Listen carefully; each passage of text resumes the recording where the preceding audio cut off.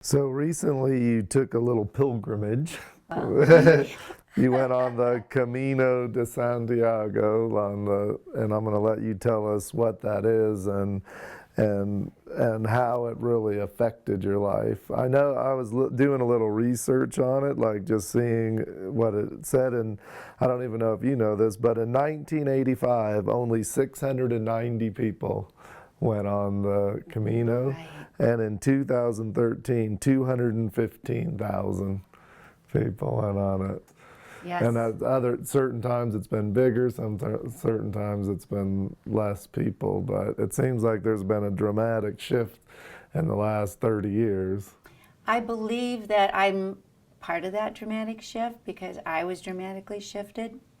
I'd like to just preface it that I actually never thought about the Camino. I never.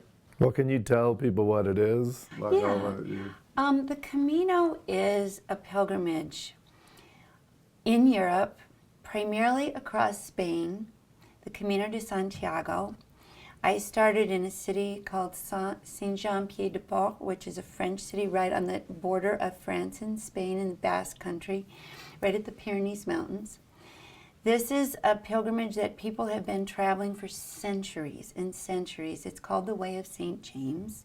The Camino means the way in Spanish. De Santiago is St. James.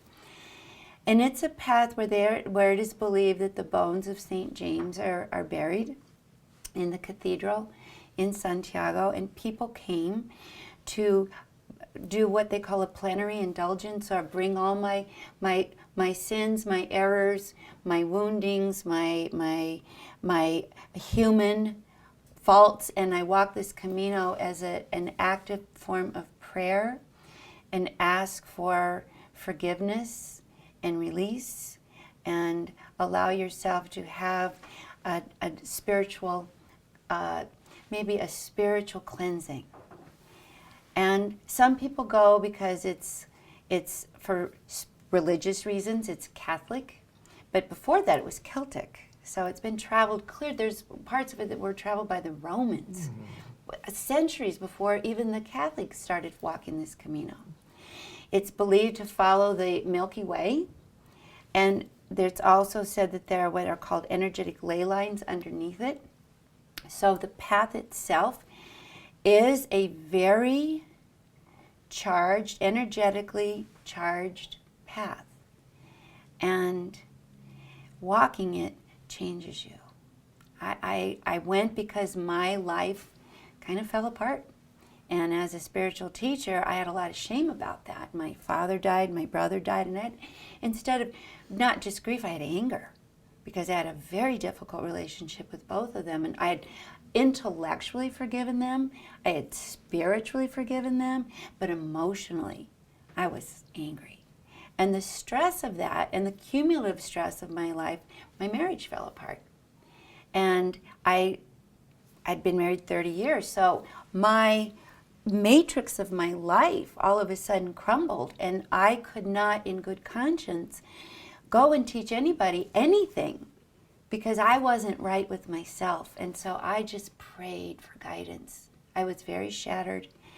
I was very overwhelmed and lost. And so one day, I just got this intuition. It was a clear voice to walk the Camino and walk alone and walk in silence.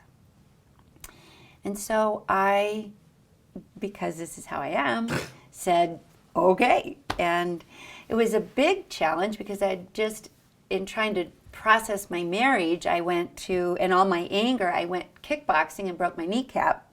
And it was in a wheelchair for 6 months. So how am I supposed to walk this path, which is 820 kilometers over 500 miles, over 2 mountain ranges?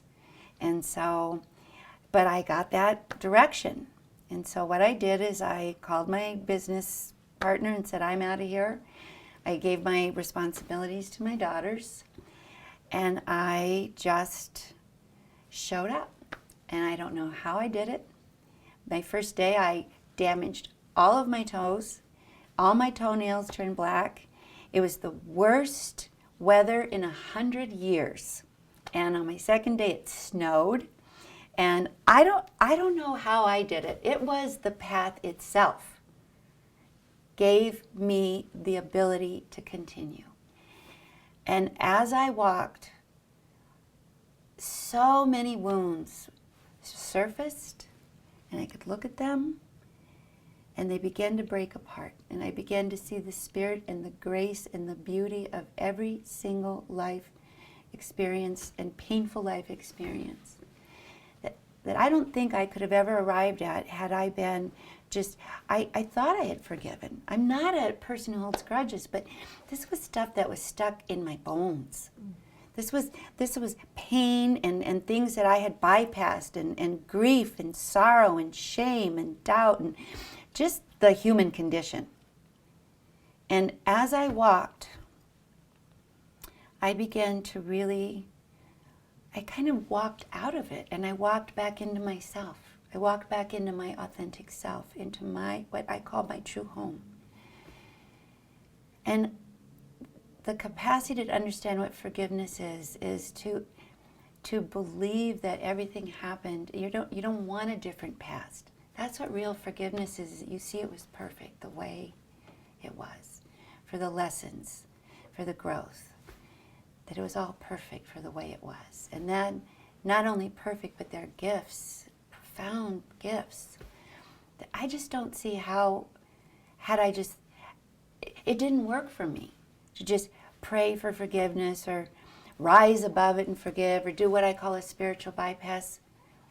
I had to feel those feelings that I had run away from and use a lot of spiritual tools to run away from. I had to use those I had to regain a connection to those feelings because they were my teachers. And I do think that what I've learned is, as we work in this field, certainly me, that we have access to intuition, we have access to guidance, we have angels all around us, but our human experience is holy. And we can't, it often happens, and I'm guilty of thinking that I need to get over my human experience. And what I learned on the Camino is I need to get into it and see how important it is. And how it's all beautiful, all of it. And it's not something to run away from, but to come back to.